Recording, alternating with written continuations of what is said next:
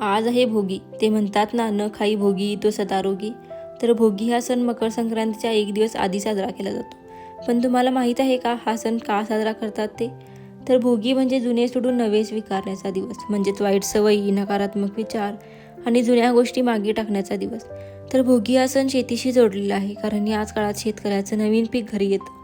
त्यामुळेच निसर्गाचे आणि शेतकऱ्याच्या कष्टाचे आभार मानण्यासाठी भोगी सण साजरा केला जातो.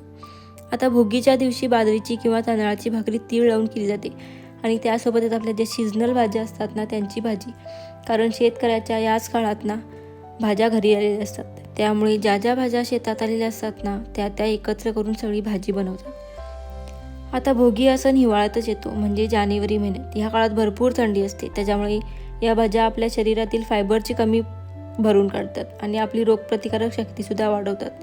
आता सगळ्या भाज्या एकत्र करणे म्हणजे एकता, एकत्रपणा आणि समाधान.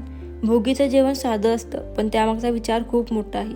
निसर्गाचे आभार मानणे, कष्टाची किंमत ओळखणे आणि नव्या वर्षाची चांगली सुरुवात करणे, तर हाच भोगीचा खरा अर्थ आहे. तर तुम्ही बनवता की नाही भोगीची भाकरी? कमेंट करून नक्की सांगा. भेटूया पुढच्या व्लॉगमध्ये.